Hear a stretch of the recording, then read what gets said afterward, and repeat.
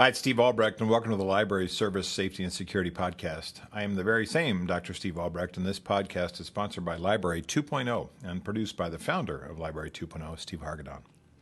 My topic for this half hour is kind of a lighter touch, some things I saw on Twitter that came from library people that made me laugh, that connect to how we choose and select people to work in libraries and the demands, and especially the educational demands that we make on people who apply to work at the library. So let's take a look at our hiring practices, what we do, what we could maybe do differently, how we select, how we choose people for the library service, and how maybe perhaps there are so many barriers to entry in some library jobs that we're making it difficult to get good people. Let's focus on that as we look at this podcast. I follow a lot of creative and clever people in the library world on Twitter. One of them is Lousy Librarian, at Lousy Librarian on Twitter. And one of the tweets from a couple of weeks ago made me laugh. Apply to work at our library, !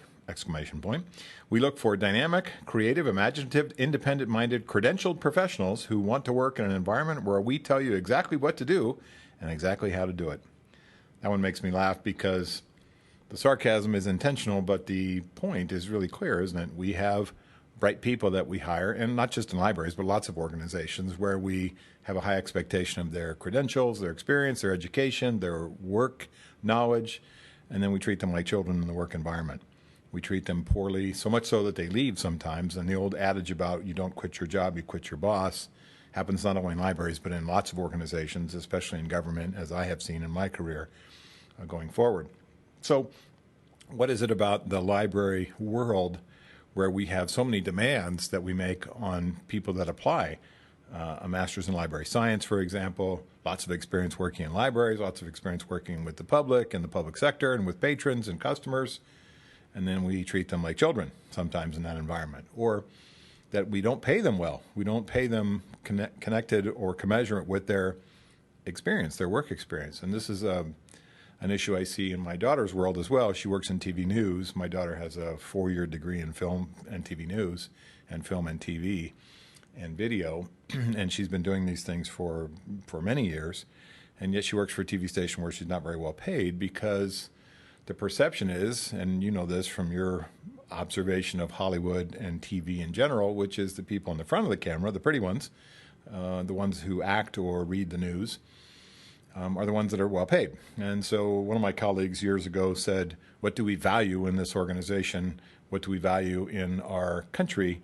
What do we value in our work? Is it education or is it ability to entertain?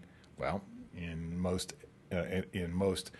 platforms where entertainment is the requirement, we value entertainment value more than we do the educational value, which is sort of odd, right? So the Kardashians many of them are billionaires or near billionaires, school teachers, library people, not so much. So that tweet from Lousy Librarian made me think about how we select and train and bring library people into our business world, and is it time to change some of the dynamics about how that happens? The other tweet from Twitter from a library person made me laugh also. This comes from somebody named Moni, M-O-N-I, Barrett, B-A-R-R-E-T-T-E. The Twitter handle is Moni, M-O-I, Bear, B-A-R-R-E. And this person posts, librarian jobs be like trained in mental health and social work, safety officer background, book genre specialty, be comfortable with politics, business-minded, customer service skills, master's required, student debt desirable, $40,000 per year salary. It makes me laugh because some of you are going, yep, check the box there, check the box there, check the box for my particular organization. I tweeted this out and some other people put in, able to speak 2 languages at least, able to lift 50 pounds over your head, PC and software knowledge also desired. And so it makes me laugh when I see people take shots at the hiring process. But then again, let's be real. These are talking about people's careers and lives and livelihoods and things like that. Are we making it too difficult to hire qualified library people in the library environment? First off, let's talk about the requirement for having a master's in library Science, MILS or MLS, depending on where you come from, or MLIS, depending on where you come from, is a master's necessary for most library jobs? The answer would probably be no. It's certainly necessary for certain research, genealogy, cataloging, really highly specific jobs where those requirements and skills are required. But do we see, and this is a question I ask as a non-library guy looking at the library world for these 22 years that I've been doing it, have we created an environment in the library in terms of hiring people with a requirement for a master's in library science the way we do for social workers, which is social working as a profession is darn tough. And I know many social workers, and it is a challenging profession to say the least, but it also requires an expensive degree, an expensive master's degree for people that have a master's in social work or are LCSWs, licensed clinical social workers. It is a difficult, challenging process to get through the educational experience, expensive as well, and to get through the licensing process to become a licensed clinical social worker.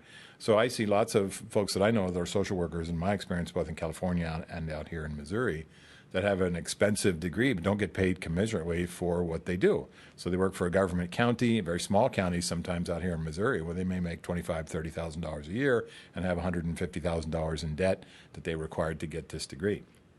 Now, is it a requirement to have a degree in social work or master's in social work to be a social worker? I don't know.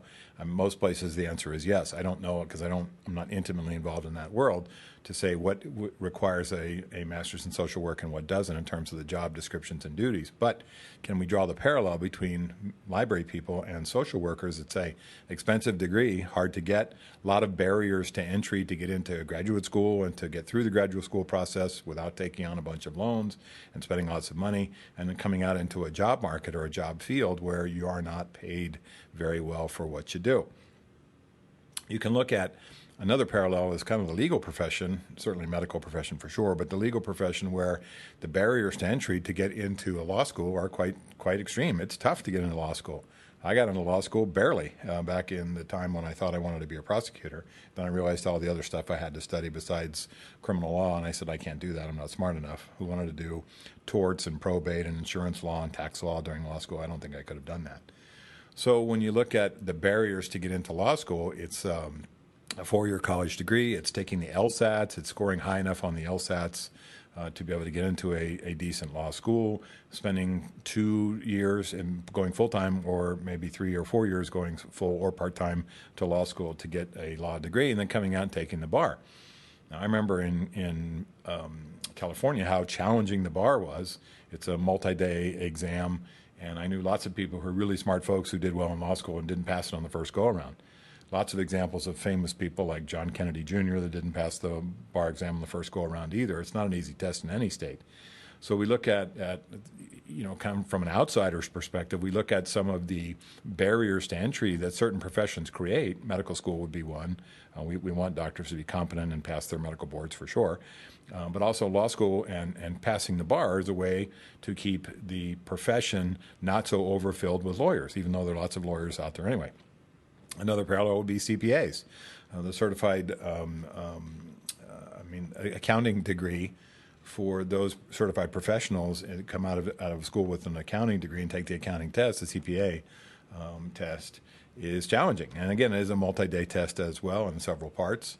And you could even look at being a stockbroker. We have to take the Series 7 examination to become a stockbroker. A full-fledged stockbroker is also challenging as well. Now, sometimes those like certified public accountants, Schedule 7, Series 7 stockbroker test, those things exist to keep the population of those types of professions down and to raise the skill level necessary to get in and to help these people that are in those professions already charge high fees for what they do, their expertise. I get all that.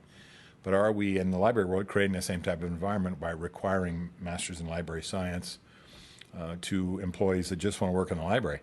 And so the other part I get is the discussion about salary. And in this country, where we look at, in the current time that I'm recording this, we look at the unemployment rates where people are begging for jobs in certain areas, and other places where the employers are begging for applicants. And do we have an opportunity to bring people from outside fields who had not worked in the library before into the library experience, in the library environment? What is it that we're looking for when we hire library people? And the skill set is pretty broad. I mean, it's more than what Moni Barrett said here in the tweet, but there are a lot of things there connected to good customer service skills, good organizational skills, reliability, being able to show up on time, dealing with difficult people, challenging people, eccentric people over the phone, face-to-face, over the counter, out on the stacks, et cetera. When you look at the librarian jobs that are posted, a lot of the ones that I see, a lot of them, where the requirements are that you live in an expensive city. I mean, imagine working as a librarian in San Francisco or Los Angeles or New York or Chicago or another expensive city where the cost of living is quite high to live there. It's one thing to work in a rural or small community and commute to perhaps a larger size city. You know, you're living in a rural community and commuting to a larger city where you can afford it. Or there's other ones where you have to live in those cities where it is still pretty expensive to do. And that leads sort of to another pet peeve, which I see occasionally brought up in human resources conversations on Twitter and in my human resources discussion groups. I belong to SHRM, the Society for Human Resource Management. We talk about this in the SHRM discussions, which is it a requirement these days? Should it be a requirement these days? Is it being legal and fair and ethical and humane to people who are applying for jobs to know what the salary range is?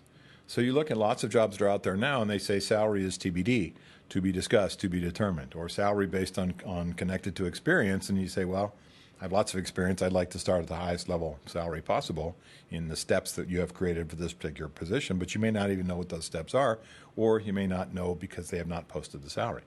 So there's a pretty big discussion on LinkedIn and on Twitter amongst my HR colleagues about the idea that organizations have a duty to post, especially in these times, post the salary for the job that people are applying for, so that you can say, yes, I can live on that in the city where you're asking me to work or the city where I am, or no, I can't. And you think about the stress, the process, the work that you have to do from the application stage, the submitting of your resume, that you have your resume polished up so that the artificial intelligence machines go through and pluck out the keywords and make it easier to land you for an interview. You look at how challenging it is to gear up for an interview process that you may have to do online on Zoom because we're not doing them face-to-face anymore, where you're meeting with an HR professional or somebody who's a lower level HR person who takes your information and gives it to the hiring deciders, the people that make the hiring decisions in the organization, or you're sitting on a Zoom call with a panel. There's many people there watching you, sitting there at home or sitting there someplace where you have access to Zoom, and you're stressed out about the experience and you're trying to give your best answers and put your best foot forward to get the job, and then you discover that the job doesn't pay, if they offered it to you, what you need. And so how challenging is that to gear up for the stress and preparation necessary for the interview process, only to find out that your work was in vain and that they did not post the salary and won't be able to give you the salary that you require to be able to do that type of work in that type of city. The cost of living in some cities, when you look at downtown library, where you've got parking charges, where you've got issues where employees may not be able to drive into the city, don't have a car, or the subway and bus and transit systems are unreliable. And folks have a real struggle to get from areas where they live, where it's cheaper to live, into the city where they work. This is common in California, I've seen many times. Chicago, for example, as well, too, where people live in the suburbs or out quite a distance and commute into cities like San Francisco or Los Angeles or even in San Diego, where I'm from. In Chicago, they live in the suburbs and commute to downtown. It's quite a hassle. And so you say to the people that are coming in, do we have any flexibility for our employees about parking costs and being able to provide benefits beyond just, here's your job and here's your paycheck? I mean, do we have a van pool? Do we have, discounts on Uber or Lyft or things like that so folks can get to work? And I think about just the commuting time and the commuting costs for people that are coming from a distance to go work at a downtown library, for example. So a couple things sort of pop into my head. One is, how are we looking at our hiring practices, the way that we bring people into our library world, as being fair and ethical and diverse and realistic and balanced in terms of the salary for the educational requirements and the job duties and things like that. And when we look at the totality of the hiring process, are we, especially I'm asking of library leaders who are listening to me, are you really comfortable with your library's hiring process is one, and also practice is another? So the hiring process is one thought of discussion for your library, and the other is the hiring practices. So the hiring process, is it fair? Are we getting the quality applicants and quality final positions for people that we're offering positions to? Are we getting the quality we look for? And what is the time span necessary for somebody to start at the application process when the job is posted, typically online, to when they get the job? I'm thinking of jobs in government sometimes where there could be a 3-month, 6-month hiring process where you have to go through panel interviews and background checks. And some organizations require drug screens and medical tests and things like that you have to take before you can get the job. Now, it may not be necessary in the library, but I think of certain jobs in government where there's a long process. The barriers to entry are typically created by the calendar, and so sometimes the best qualified people don't want to apply just because they say, I need a job now. I can't wait 3 months to be hired. I'm not saying we rush the process. I'm not saying we skip steps. I'm not saying we just select people willy-nilly and put them in the library. I think we have to be cognizant of how much due diligence we need to do, but are we creating have we created a bureaucracy which creates a waiting period for the people that are applying for jobs that's not palatable for them? They just can't do it. The second set is the practices. Are we fair? Are we legal? Are we diverse? And as we look at the hiring practices in your library, and maybe this is a function that you have or you do it in connection and cooperation with an HR department or an HR member, HR manager, HR director that's connected to your library as a standalone department, not necessarily created for your city or county to hire, but as a standalone entity inside your library itself. Have you sat down with this person and talked to HR and said, how are the job descriptions for our job that we're posting? How are the job descriptions and job duties? Are they recent? Are they reasonable? Are they up to date? When was the last time, and this is an important question, when was the last time we did a salary survey? When was the last time we did a job classification survey? And if we have steps, and those of you that work in a union environment know what I'm talking about, especially in government as well, we have step levels. Do we have the appropriate number of steps? Is there 6 steps to this position when there only should be 3? Is there a library tech 1, a library tech 2, and a library tech 3, or do we go up to library tech 17? Have we done a salary survey across our state, across our city, across multi-states around us, across the country to say, are we within range for the salaries that we're offering to be reasonable and to get a candidate pool that's going to work for those salaries?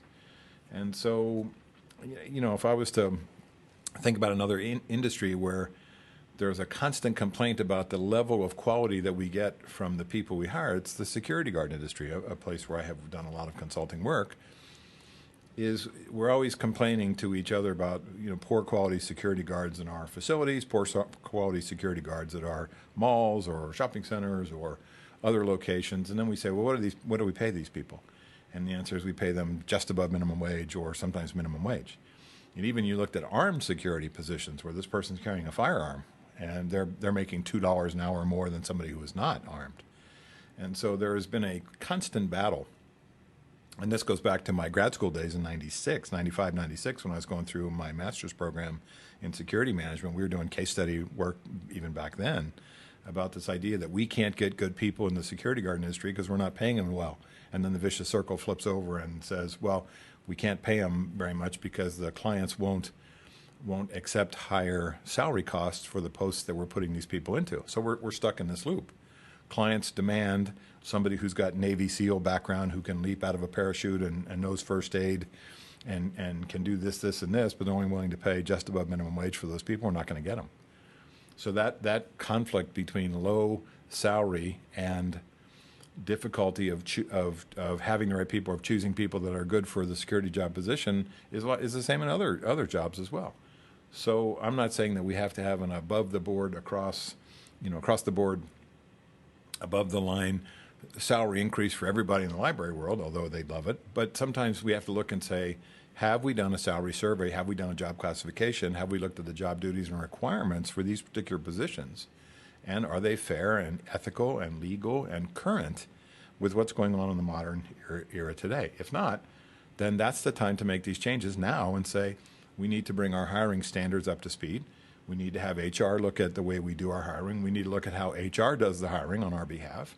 If we need to bring in our city attorney or county counsel or town attorney or an HR labor law specialist attorney who can look at some of the things that we do in terms of our applications and our resume review and our hiring practices and our interview practices and how we screen people and things like that to make sure that we're current and legal and fair, then this is the time to do it.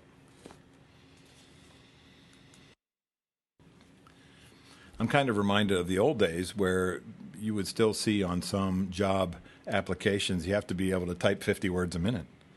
I mean, and this is even in the post-computer era. And you say, well, why would that still be in there? Well, we want our people on the keyboard to be able to type 50 words a minute. Has that ever been a requirement that's been necessary for any library position, that you type really fast? How about you say, I want somebody who types really accurately and correctly and doesn't make mistakes on behalf of the patron and doesn't make mistakes when sending around correspondence and reports and memos and projects and things like that. How about that requirement instead of saying be able to type 50 words a minute?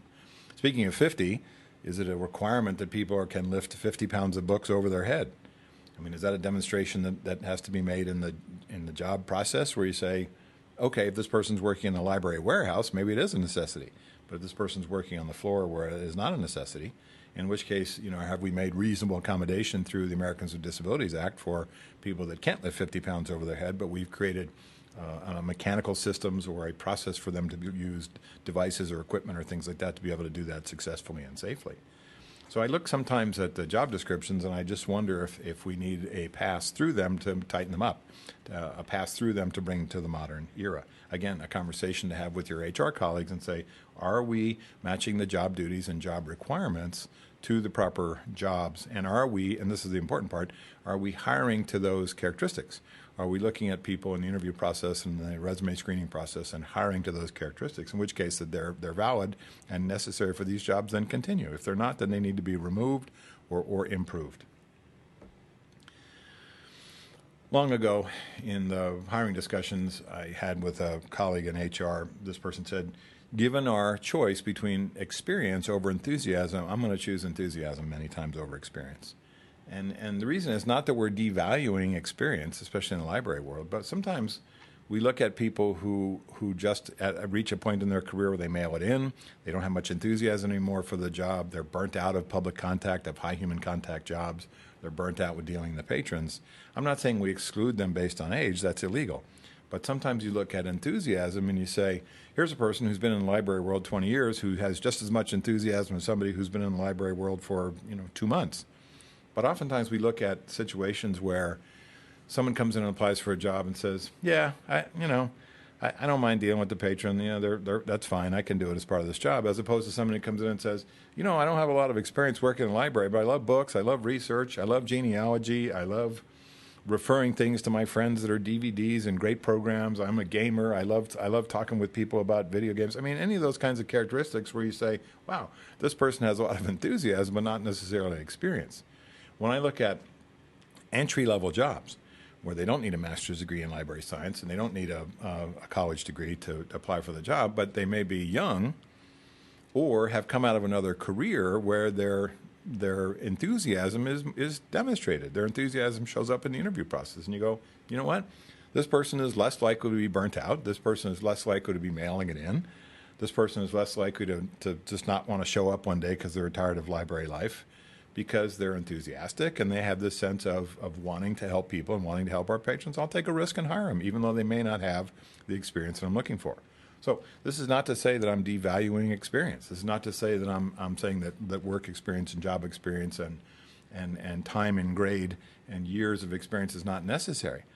It certainly is in certain jobs. And also when I look at the skill level where we say, sometimes if I have my choice between somebody who's not that enthusiastic but lots of experience versus someone who's very enthusiastic but not much experience, I might take the risk on the person who has enthusiasm.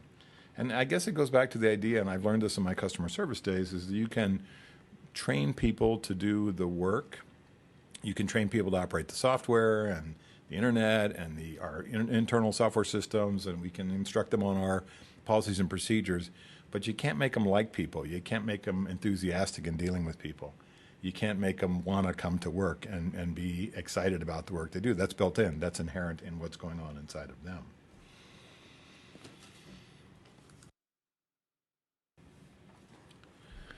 As we look at the educational experiences and the educational requirements that these people that have had the educational experiences for the Masters in Library Science or library degrees, things like that, that we are bringing into the organization, we have to be careful that we're not being discriminatory towards people that cannot afford that college experience and have maybe come up through the ranks in the library world but don't have a degree. I know lots of people that work in public government who were not able, not necessarily the library, but who were not able to promote, could not promote in their positions, could not get to the next step level because they didn't have a college degree. Did that mean they weren't good at their jobs? Of course not. But the barriers for entry by saying we require, it is a requirement of a college degree for this particular position. Again, I go back to the idea, is it necessary or mandatory, or is this archaic thinking that can be eliminated and said, we want the best person for this job, and if that person happens to have a college degree, that's great. If not, we're still going to look at their overall fit for the job and the things that they do on our behalf that are going to be a great fit for our patrons and put that person into the next position, even if they don't have that college degree. And I guess the last thing I wanted to think about, or for you to think about, is the idea of how we use existing people in our library system to get us more good people. And so this is a referral discussion, a referral thought process. Are we rewarding our employees? And I'm talking about gas cards and Amazon cards and cash gifts and days off and things like that. When I worked for the city of San Diego, if you recommended an employee and they got through the hiring process, they gave you a discretionary day off. And so that's pretty good incentive right there. Are we making it valuable for our employees, especially our employees that we have in a diverse community, go out into that community and bring people of color and other people into our library world, women, people of transgenders, things like that, bringing them into our library world because they are in that environment themselves and they have the opportunity to talk up the library, talk up the fun and the good work that they do at the library. Meaning we have created an employee referral system that's connected to bringing us good applicants all the time. And so you say to your folks, hey, we've got a job posting here. Talk it up amongst your peers. Talk it up online. Talk it up amongst patrons. Maybe some of the best library employees are people that want to work in the library who have frequented the library for decades. Think about how sometimes we get our good seniors, our retired folks that want to come in for a full-time or a part-time job in the library because they've been coming to the library for all this time. Think about the referral process in your local colleges where you have a cross-referral. You refer potential students to the library programs, and they refer students and or graduates to you from their library programs. So you've got a cross-referral system going on with the educational entities in your community. And you say, okay, we get good people because we have our eyes peeled for those people coming out of library programs, and vice versa. We've got a good relationship with feeding these schools with good candidates for library certification or library degree programs. So it's a cross-referral, benefits to both sides. I think a lot about the referral process because how do you meet a future husband or spouse, right? Husband or wife.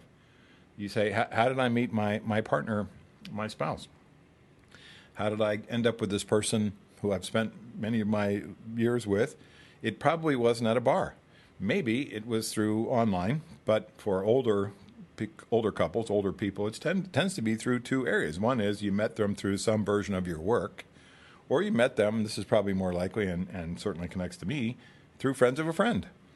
So talking with your friends about your single status and wanting to be with somebody leads them to think of somebody for you, and vice versa. You do the same for them, for your friends, right, that are single.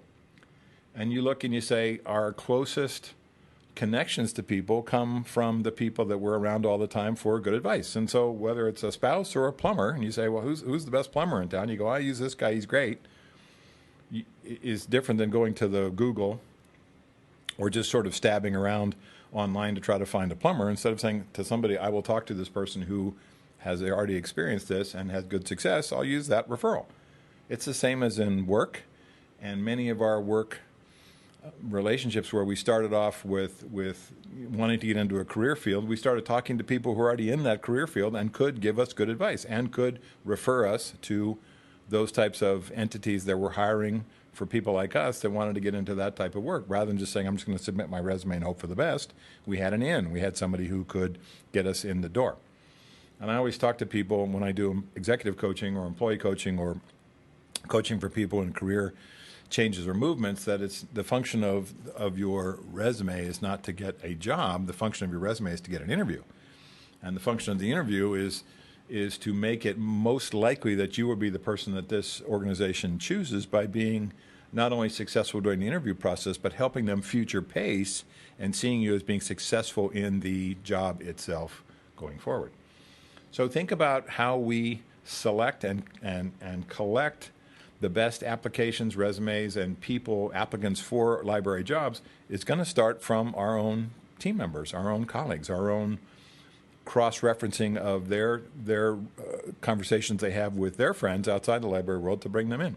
How do we reward people for that process? How do we thank them for when they do it and that person comes on board and is a successful employee with us? So think about this reward process for good recruiting services that our employees do for us on our behalf, bringing in people that are good for the job. And if you look at sort of a realistic connection, if we are hiring people that are friends with each other and colleagues with each other and paraprofessionals with each other, know each other from various and sundry interactions, whether they meet at conferences or church or at some other job-related thing, then we know that there's a little bit of a possibility that they already get along and that there's less likely to have conflict and that they're more likely to be happy and successful in that job if they're working in a place where they feel respected and connected to people already on their first day. So thanks for listening. My thanks to the producer of the Library Service Safety and Security Podcast, Steve Hargadon. For more information, visit the Library 2.0 website at library20.com. Until next time, I'm Dr. Steve Albrecht. Thanks for listening to the Library Service Safety and Security Podcast.